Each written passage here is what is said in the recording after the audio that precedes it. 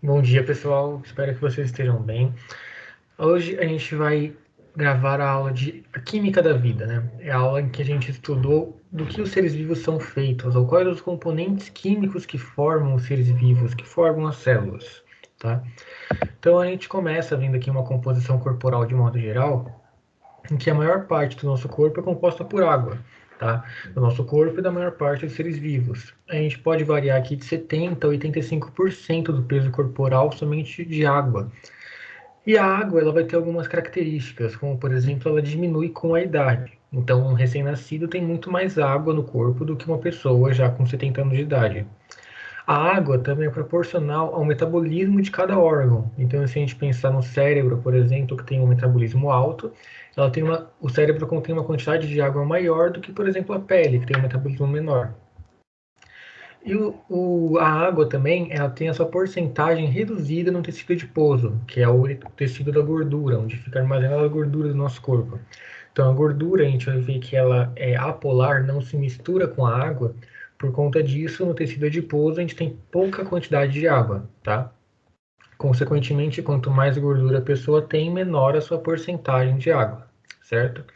Em segundo lugar, o que a gente mais tem no corpo são proteínas, que vão de 10 até 20%. E o restante fica dividido entre lipídios, carboidratos, sais minerais e ácidos nucleicos, tá? Agora a gente vai começar dando uma olhadinha rápida aqui nos sais minerais, né? O que são sais minerais? Eles são íons, tá? Íons, lembrando que são átomos que perderam ou ganharam elétrons. E esses íons, eles são considerados substâncias inorgânicas, tá? Então, no nosso corpo, a gente pode ter substâncias orgânicas e inorgânicas. As inorgânicas são a água e os sais minerais, enquanto as orgânicas são as vitaminas, os carboidratos, os lipídios, proteínas e ácidos nucleicos, tá? Os sais minerais também, eles podem estar em duas formas no nosso corpo. Eles podem estar dissolvidos no sangue, dissolvidos em outros líquidos corporais, ou eles podem estar cristalizados, como por exemplo nos ossos, tá? E aqui eu coloquei alguns dos íons e algumas funções principais, mas a gente vai rever isso aqui bastante em fisiologia, em que vocês vão entender por que é necessário cada um desses íons, tá? Então, por exemplo, o cálcio. Cálcio, ele é muito importante para a formação de ossos e dentes, tá? Os íons de cálcio também são importantes para a coagulação sanguínea e essenciais para a contração de todos os músculos, desde os músculos esqueléticos, que promovem o movimento do corpo, até o músculo cardíaco, que faz o bombeamento do coração, e os músculos lisos, que estão na parede dos vasos sanguíneos, que formam ali toda a parede do nosso sistema digestório, que formam o útero, a bexiga, a uretra, tá? Todos esses músculos precisam de cálcio para a contração. Sódio e potássio, eles são íons essenciais para o equilíbrio hídrico, ou para o equilíbrio osmótico, ou para o equilíbrio hidroeletrolítico, que vai ser o equilíbrio de água e sais minerais que tem no nosso sangue, tá? Eles vão ter um papel importante também no impulso nervoso, para a geração e para a condução do impulso nervoso. O ferro é essencial para a formação da hemoglobina, que é a proteína que transporta oxigênio no sangue. E o iodo, ele também é muito importante para a formação dos hormônios da tireoide. Inclusive, o iodo é adicionado ao sal para que não falte iodo na nossa dieta e, consequentemente, a gente não tenha problemas na formação de hormônios da tireoide, que são essenciais para o funcionamento normal do metabolismo, tá? Olha só, as vitaminas agora. As vitaminas, como a gente já falou, são moléculas orgânicas, tá? Moléculas orgânicas são aquelas que possuem carbono e hidrogênio na sua composição. As vitaminas, elas são essenciais para o organismo porque a gente não consegue produzir. Só que apesar disso, a gente requer só uma pequena quantidade, são quantidades muito pequenas de vitaminas que a gente precisa ingerir, tá? E a gente consegue dividir as vitaminas em dois tipos: as vitaminas hidrossolúveis e as lipossolúveis, tá? As hidrossolúveis, elas são aquelas que se dissolvem em água, são solúveis em água. Consequentemente, elas vão se dissolver no sangue, vão passar para a urina e vão ser eliminadas constantemente. Então a gente precisa ingerir diariamente essas vitaminas para que elas não fiquem em falta no nosso corpo. E quais são as vitaminas hidrossolúveis? As vitaminas B e C, tá? Ao contrário, o outro tipo de vitaminas são as lipossolúveis, aquelas que são solúveis em gordura. elas são armazenadas no tecido adiposo e no fígado, tá? E elas não vão se misturar facilmente com a água e, consequentemente, não vão ser eliminadas facilmente na urina. Então, a gente não vai precisar ingerir constantemente, porque caso haja ingestão diária dessas proteínas em excesso, elas vão ser acumuladas e podem até chegar a níveis tóxicos, tá? Então, as lipossolúveis não podem ser ingeridas em grande quantidade constantemente, porque podem causar problemas. Podem causar as hipervitaminoses, tá? Que é o excesso de vitamina no corpo, porque ela não vai ser eliminada com facilidade. Quais são as vitaminas lipossolúveis? É a vitamina queda, KEDA, tá? Agora, pessoal, uma coisa que é importante para os vestibulares, principalmente para o Enem, é você saber quais são as hipovitaminoses. As hipovitaminoses são as faltas de vitamina, tá? A gente tem as faltas de vitaminas hidrossolúveis, olha só. As vitaminas hidrossolúveis, que são as vitaminas B e C. A vitamina B1, ela causa aqui uma deficiência chamada de beriberi. A B12 causa anemia perniciosa. E a vitamina C causa escorbuto. A vitamina C ela é muito cobrada. O escorbuto ele é causado pela falta de vitamina C e ele vai dificultar a formação de colágeno. Então a pessoa vai ter sangramento na gengiva. E isso aqui era muito comum quando a gente tinha as grandes navegações, em que eles não consumiam frutas cítricas. E o consumo de vitamina C, através de laranja ou de outras frutas, ele previne tranquilamente o escorbuto, tá? As vitaminas lipossolúveis, aqui a D e K, a causa a falta de vitamina A causa cegueira noturna, a falta de vitamina D causa raquitismo, porque ela está envolvida com a absorção de cálcio. Ela aumenta a absorção de cálcio nos intestinos. Então, se falta vitamina D, diminui a absorção de cálcio e falta cálcio para formar os ossos, causando então raquitismo. E a vitamina K, que a sua falta impede uma coagulação sanguínea correta, tá? Então, anotem esse esquema para saber o que cada hipovitaminose causa, tá? A falta de cada uma dessas vitaminas. E agora a gente sai dessas moléculas que são bem pequenas, e a gente requer em pequena quantidade e vai para as chamadas de grandes moléculas biológicas, tá? Quais são as grandes moléculas biológicas? Carboidratos, lipídios, proteínas e ácidos nucleicos, tá? Todos que estão aqui do lado direito da imagem.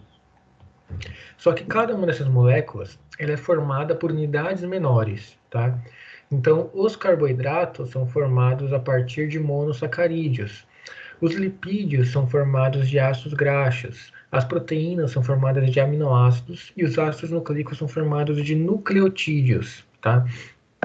E aí a gente chama essas pequenas unidades, né, de monômeros, tá? Cada bolinha é chamada de monômero, e quando a gente junta vários monômeros, a gente vai ter uma grande molécula chamada de polímero, tá? Então aqui está mostrando como que se formam e como que se quebram essas moléculas, que é uma coisa também que envolve química aqui, que vocês provavelmente vão aprender. Então, quando a gente tem aqui pequenos polímeros, né, por exemplo, um polímero curto com 3 monômeros, e aqui um outro monômero que não está ligado a nada, e a gente quer juntar essas unidades, a gente vai ter uma reação de desidratação, porque eu vou perder água nesse processo, ó. Então, eu perco água para formar um polímero. Ao contrário, se eu quero quebrar essa grande molécula, eu vou ter que adicionar água. Eu faço uma reação de hidrólise, tá? O principal para a gente aqui vai ser a hidrólise. Hidrólise é a quebra de uma grande molécula. Então, se eu tenho um carboidrato e eu vou quebrá-lo, eu faço por uma reação de hidrólise, em que eu vou precisar de água para quebrar essa ligação química. Se eu vou quebrar uma proteína, eu vou fazer uma reação de hidrólise. Se eu vou quebrar um lipídio, é uma reação de hidrólise, tá? E as reações de hidrólise são a base dos processos de digestão no nosso corpo. Quando eu como um alimento, eu vou hidrolisar as suas moléculas para poder quebrar os polímeros em monômeros. E aí eu consigo absorver os monômeros e usar como fonte de energia ou para produzir nossas próprias moléculas, tá? Agora vamos começar a dar uma olhada para os carboidratos, que são o primeiro conjunto de moléculas biológicas do nosso corpo. Os carboidratos, eles também podem ser chamados de glicídios, hidratos de carbono, açúcares, e todos eles têm uma fórmula estrutural, uma fórmula química, que é CH2ON. São múltiplos de CH2O. Então eu posso ter CH2O, C2H4O, C3H6O. Sempre o hidrogênio vai ter o dobro de átomos, tá? Olha, por exemplo, aqui a glicose, C6H12O6. O hidrogênio é o dobro, tá? E a glicose é aqui o carboidrato mais importante para o nosso corpo. Ele é usado como fonte de energia da maioria dos seres vivos, tá? Então a glicose é essencial para as nossas células. E os carboidratos, como a gente já falou, são formados a partir de monossacarídeos, tá? Sacarídeo significa açúcar e mono é um só, então é uma unidade de açúcar. E aqui, olha só, a gente tem exemplos de monossacarídeos, como a glicose, a galactose e a frutose, tá? A gente percebe que eles são formados pela mesma fórmula química, C6H12O6. O que vai mudar aqui é a posição de alguns grupos, a posição de alguns átomos. Olha só aqui o roxinho, eles estão invertidos e diferenciam a glicose da galactose. E aqui a frutose ela já tem uma conformação um pouco diferente, tá? Agora, quando esses monossacarídeos eles se ligam, eles formam um disacarídeo, di é 2. Então, quando duas moléculas de glicose são unidas, eu formo uma molécula chamada de maltose. Quando uma molécula de glicose se liga com uma de frutose, eu formo uma molécula chamada de sacarose. A sacarose é o açúcar que a gente usa em casa, tá? Então, a partir da união de dois monossacarídeos, eu formo um disacarídeo. Olha só aqui a reação simplificada. Monossacarídeo mais monossacarídeo forma um disacarídeo e libera água, tá? Como que se chama essa ligação que se forma entre os dois monossacarídeos? Essa ligação que se forma é chamada de ligação glicosídica, tá? A ligação entre dois monossacarídeos é chamada de ligação glicosídica. E aqui eu tenho alguns exemplos de ligações que vão se formar entre monossacarídeos. Então, duas glicoses formam maltose. Glicose com frutose forma sacarose. Glicose com galactose forma lactose, que é o açúcar do leite, tá? Tanto os monossacarídeos quanto os disacarídeos são solúveis em água, tudo bem? E agora a gente tem os polissacarídeos, quando eu tenho muitos monossacarídeos ligados, tá? Então eu posso ter monossacarídeos que têm função de armazenamento e função estrutural. Os de armazenamento, eles vão armazenar energia, como por exemplo o amido nas plantas e o glicogênio nos animais.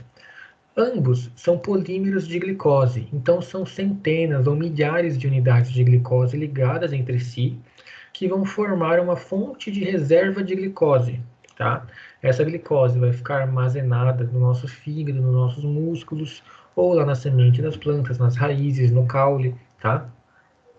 E aqui tem uma diferença bem grande entre os animais e as plantas, tá? Os animais armazenam glicose na forma de glicogênio e as plantas na forma de amido, tá? E os polissacarídeos estruturais? Os estruturais são aqueles que vão dar uma resistência, um formato, uma proteção para o organismo. Eles são, por exemplo, aqui a celulose, que forma a parede celular das plantas, como nessa imagem aqui, olha só, mostrando aqui a parede celular rígida das plantas, que dá proteção, que impede que ela altere seu formato. E a celulose é formada de glicose também, milhares de unidades de glicose ligadas entre si. Já animais e fungos possuem aqui a quitina, tá? A quitina forma, por exemplo, o exoesqueleto dos artrópodes, mas também forma a parede celular da maioria dos fungos. E aqui, diferente dos demais, a quitina é um polissacarídeo formado de um outro monossacarídeo chamado de N-acetilglicosamina, tá?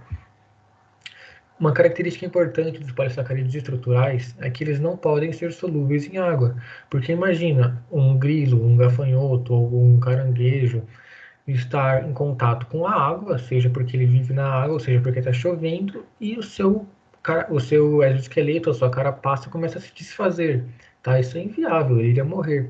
Então, como ele tem uma função estrutural, ele não pode se dissolver em contato com a água. Imagina um caranguejo que entra na água e o seu exoesqueleto se desfaz. Isso não pode acontecer. Então, eles são insolúveis em água, tudo bem? Agora, os lipídios. Os lipídios são uma outra classe de moléculas biológicas que são definidas como compostos orgânicos insolúveis em água, tá? Então, o que são carboidratos, né? Carboidratos, eles têm aquela fórmula química, CH2O. Então, a quantidade de hidrogênio é o dobro da de oxigênio e carbono. Os lipídios, eles já são caracterizados como compostos insolúveis em água, ou então compostos apolares, tá? E eles são divididos aqui em várias classes, a gente vai falar de três, que são glicerídeos, fosfolipídios e esteróis ou esteroides. O que são os glicerídeos? Os glicerídeos, eles têm essa composição aqui, ó. Eles são formados por um álcool chamado de glicerol, tá? É um álcool de 3 carbonos, vocês já devem ter visto em química orgânica. Esse álcool de 3 carbonos possui aqui, ó, 3 grupos OH, 3 grupos hidroxila. E a cada grupo hidroxila vai se ligar um ácido graxo, tá?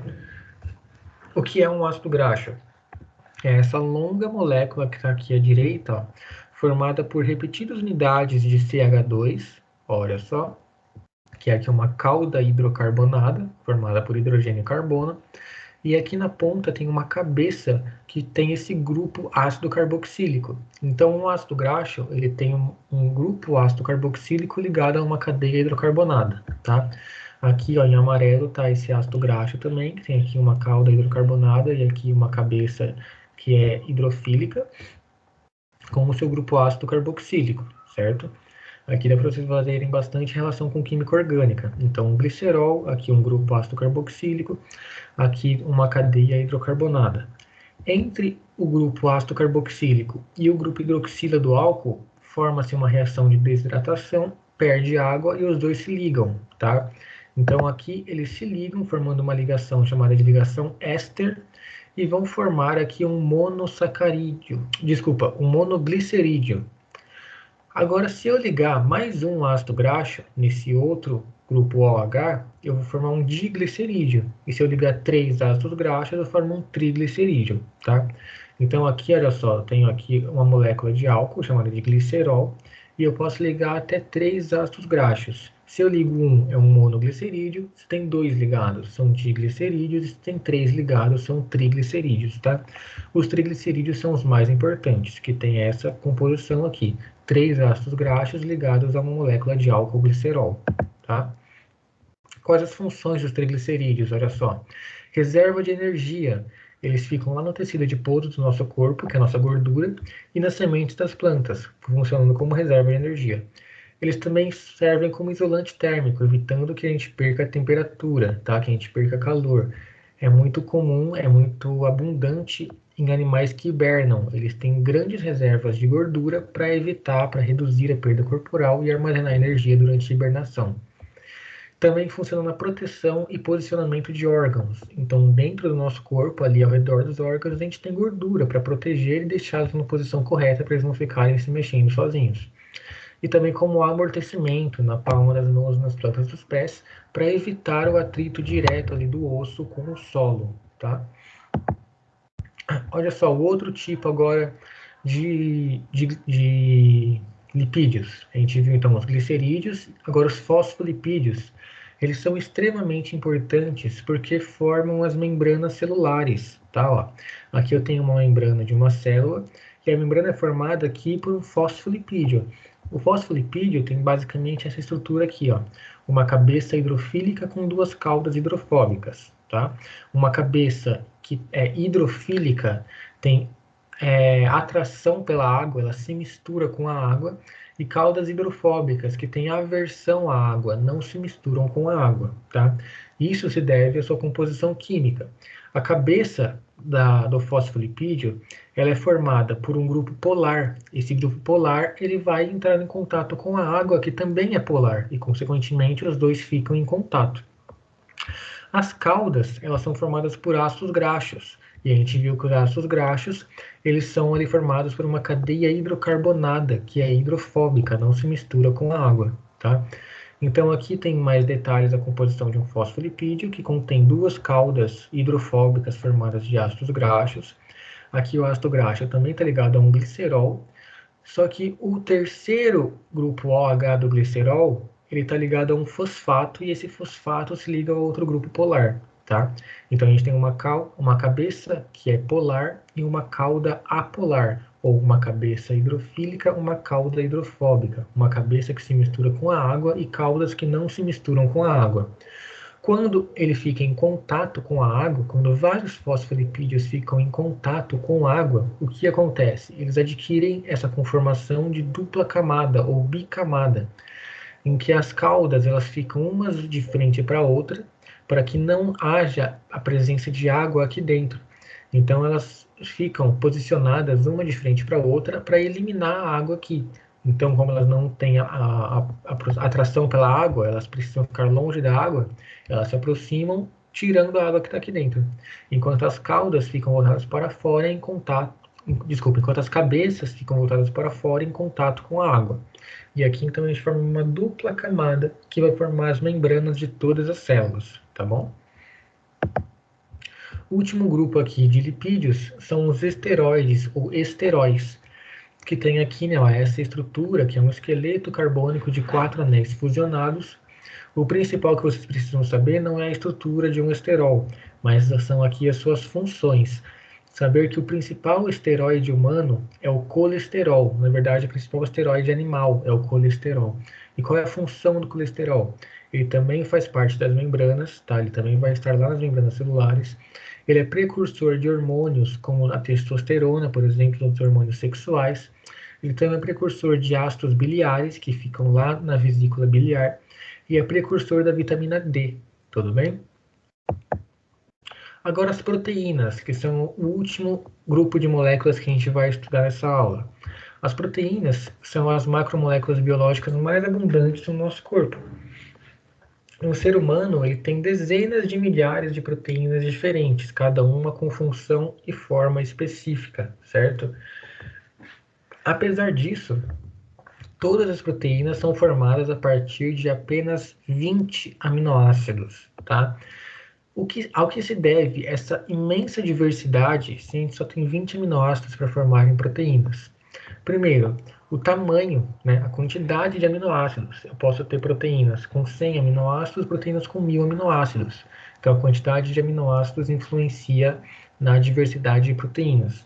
Segundo, quais aminoácidos formam a proteína? Eu posso ter proteínas formadas por só 3 aminoácidos, eu posso ter proteínas formadas por todos os 20. E terceiro, a sequência de aminoácidos. Se eu tenho um aminoácido A, B, C, é diferente de eu ter uma sequência de aminoácidos B a C. Então eu vou ter uma proteína diferente dependendo da sequência de aminoácidos. Tudo isso junto vai fazer que haja uma grande diversidade de proteínas que podem ser formadas, tá? Olha aqui o que é um aminoácido. É a unidade básica, a unidade que vai formar as proteínas. Então, o aminoácido tem aqui um carbono central, chamado de carbono alfa. Esse carbono, ele faz 4 ligações, como a gente sabe. Essas 3 ligações, elas são idênticas. Então, a gente tem uma ligação aqui com o grupo amino, ó, NH2. Outra ligação com o grupo carboxila, COOH. Uma ligação com um hidrogênio, e uma ligação com uma cadeia lateral, o grupo R, que é variável, tá? Esse grupo R vai variar entre os 20 aminoácidos. Então aqui, ó, essas 3 ligações são iguais em todos e o grupo R ele varia para cada aminoácido, tá? E a gente tem os 20 tipos de aminoácidos aqui, só que eles são classificados de forma diferente de acordo com a necessidade que a gente precisa deles, tá? A gente tem aminoácidos que a gente precisa comer porque a gente não produz. Eu necessito comer esses aminoácidos. Esses aminoácidos são chamados de aminoácidos essenciais. Eu preciso comer esses aminoácidos, tá? Eu preciso obtê-los através da minha alimentação, porque meu corpo não produz. Existem aminoácidos que o nosso corpo produz, e eles são chamados de não essenciais. Eu não tenho o que comer na minha alimentação, porque mesmo se eu não comer, meu corpo consegue produzir. E tem aqueles que são essenciais condicionais ou essencialmente condicionais. Eles podem ser necessários na alimentação em determinadas condições, como durante o crescimento ou como em algumas doenças. Então, em determinados momentos, eles podem ser essenciais, em outros não essenciais. Por isso, eles são essenciais condicionais, dependendo da condição em que o organismo se encontra, tá? Importante lembrar que essa tabela ela é referente aos seres humanos, tá? Diferentes seres vivos vão ter diferentes aminoácidos essenciais. ou seja, vão ter que ter uma alimentação específica para obter os aminoácidos que eles precisam, certo? Agora, o que a gente faz com aminoácidos? Os aminoácidos, eles vão se ligar para formar peptídeos, tá? Então, eu tenho aqui um aminoácido, olha só, isso aqui é um aminoácido. Esse aminoácido, ele está se ligando com esse outro aminoácido através de uma ligação chamada de ligação peptídica. Essa ligação é importante, uma ligação peptídica que se forma entre dois aminoácidos. Quando eu tenho dois aminoácidos ligados, eu tenho um dipeptídeo. Se eu ligo mais um aminoácido aqui, eu vou ter três aminoácidos ligados, formando um tripeptídeo. Se eu tenho muitos aminoácidos ligados, eu vou ter um polipeptídeo. Olha só aqui, um polipeptídeo com 5 aminoácidos ligados, tá? Quando a gente tem um polipeptídeo, um dipeptídeo, qualquer peptídeo, a gente sempre vai ter, em um lado, uma extremidade amino-terminal, em que eu tenho aqui um grupo amino no final, e uma extremidade carboxy-terminal, que eu tenho aqui um grupo carboxila-terminal, tá? Um grupo carboxila no final. Então, eu tenho essas duas extremidades aqui em um peptídeo e várias ligações peptídicas ligando os aminoácidos, tudo bem? Agora, as proteínas, elas são moléculas que são funcionais, elas têm uma função, só que elas são formadas por um ou por mais polipeptídeos, de modo que eles são enovelados e organizados em uma estrutura específica. Um polipeptídeo não é uma proteína. Uma proteína é um polipeptídeo que é dobrado e organizado em uma forma específica para desempenhar uma função. Aqui eu tenho a proteína do vírus da gripe e aqui é a proteína que vai formar o anticorpo. E ela tem uma função exatamente complementar ao vírus da gripe para que ele consiga se ligar e neutralizá-lo. Então ela não é apenas um polipeptídeo, é um polipeptídeo extremamente organizado para a sua função. Aqui a gente tem as proteínas que nós falamos na aula, que eu pedi para vocês apresentarem. Então aqui eu coloquei a função, localização e estrutura de cada uma das proteínas, como o colágeno e queratina, que tem a função aqui de resistência e de força, o colágeno é encontrado nos tecidos conjuntivos e a queratina no cabelo, pelo, unha e também aqui nos outros animais, garras, chifres, cascos, penas e na nossa pele. A ovoalbumina, ela está presente na clara do ovo para fornecer nutrientes para o embrião. E a insulina, ela é um hormônio que vai reduzir a quantidade de glicose no nosso sangue, tá? Outra função aqui das proteínas, função contrátil, função de movimento. A actina e a miosina são proteínas que fazem a contração dos músculos, tá? A hemoglobina é uma proteína transportadora, ela transporta oxigênio e gás carbônico presente lá nas hemácias no sangue. A bomba de sódio e potássio é uma outra proteína transportadora, só que vai transportar íons através da membrana. A celulase é uma outra proteína, uma enzima, que tem a função aqui de digestão. Ela digere a celulose, que forma lá a parede celular a parede celular das plantas, tá? A lisozima é uma outra enzima, ela digere o peptídeo glicano. O peptídeo glicano forma a parede celular de bactérias, tá? Então ela vai fazer a digestão também dessas bactérias, a parede celular das bactérias. E as proteínas, elas são organizadas em diferentes estruturas para poder chegar até o final tendo a sua função. A primeira coisa que se forma em uma proteína é a estrutura primária. Então, a estrutura primária é nada mais que a sua sequência de aminoácidos. Então, os aminoácidos são ligados entre si através de ligações peptídicas e isso vai formar aqui uma cadeia. E isso é a estrutura primária de uma proteína. Ela ainda não é uma proteína, não tem função, certo? Eu tenho aqui uma extremidade que é uma extremidade amino-terminal, uma extremidade carboxy-terminal e vários aminoácidos ligados aqui entre si. Essa estrutura primária vai determinar a estrutura secundária e terciária. Olha só a estrutura secundária. Na estrutura secundária, a gente vai ter aqui ligações que se formam entre os aminoácidos, tá? Então, os aminoácidos têm aqui os seus grupos R que podem ter cargas, e essas cargas vão se atrair, fazendo com que se forme uma estrutura específica que vai se repetir ao longo da proteína. Pode ser aqui uma alfa-hélice ou uma fita beta, ou uma folha beta, tá? Essas estruturas secundárias, elas vão se repetir e vão lá formar a estrutura terciária na próxima etapa. Aqui são formadas através de ligações de hidrogênio, tá? E olha só, a estrutura terciária, elas vão ser formadas a partir da repetição ou do conjunto de estruturas secundárias que são formadas. Aqui as alfa-hélices e aqui as folhas beta-preguiadas, ou as fitas beta-preguiadas, tá? A gente pode ter aqui, ó, ligações iônicas, interações hidrofóbicas, ligações de hidrogênio, pontes de sulfeto. São todas ligações entre aminoácidos que vão fazer com que a proteína ou com que aquela cadeia de aminoácidos vá se enrolando e se enovelando e adquirindo uma forma tridimensional específica, certo? Então, a estrutura primária é a sequência de aminoácidos. A estrutura secundária forma-se aqui elementos repetidos, principalmente a alfa-hélice. E a estrutura terciária já é a estrutura final de uma proteína. Então, aqui ela já tem uma função. Só que eu ainda posso ter uma estrutura quaternária. A estrutura quaternária é quando eu pego duas ou mais estruturas terciárias. Então, se eu pegar aqui essa estrutura terciária e juntar com outra estrutura terciária, eu formo uma estrutura quaternária, tá? Então, são dois ou mais polipeptídeos unidos. São duas ou mais estruturas terciárias unidas. Como aqui essa proteína, que a gente foi vendo a transretina, o colágeno também formado aqui por 3 subunidades, a hemoglobina, que é formada por 3 subunidades. Então, sempre quando a proteína tem subunidades, ela tem uma estrutura quaternária, que é formada por 2 ou mais polipeptídeos, duas ou mais estruturas terciárias, tá? E para a gente terminar, a gente tem que falar um pouquinho de desnaturação. A gente viu que a proteína ela vai ter uma estrutura e uma forma adequada. Só que essa estrutura ela pode ser perdida. Se essa estrutura for perdida, a função também é perdida, tá? E essa perda da sua forma normal, da sua forma natural, é chamada de desnaturação.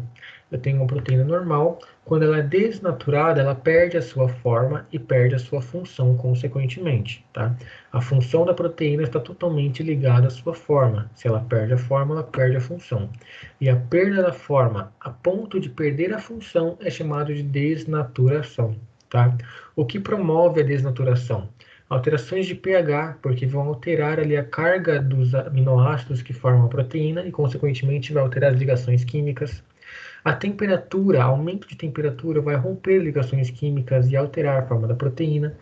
O uso aqui de solventes orgânicos ou de detergentes também vai alterar as alterações químicas que acontecem aqui entre os aminoácidos e vai fazer a proteína alterar a sua forma. Ela vai perder a função e o organismo vai ser prejudicado, tá? Febre alta muito prolongada, né, durante muito tempo pode causar o quê? Pode causar ali convulsões, porque a gente vai começar a ter desnaturação de proteínas devido à alta temperatura corporal que não está sendo controlada, tá? Existe a possibilidade de a proteína passar por renaturação, ou seja, se eu aumentei a temperatura, eu diminuo a temperatura e ela volta à sua função normal, volta ao seu estado normal.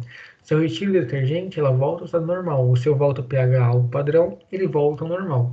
Mas não são todas as proteínas que conseguem passar por renaturação. Na maioria delas, uma vez desnaturada, elas não voltam mais ao normal e a proteína foi perdida. Tudo bem? Então, isso era a nossa aula de hoje. Espero que vocês tenham gostado, entendido. Qualquer dúvida, pode me mandar mensagem que eu estou à disposição de vocês. Então, até mais, pessoal.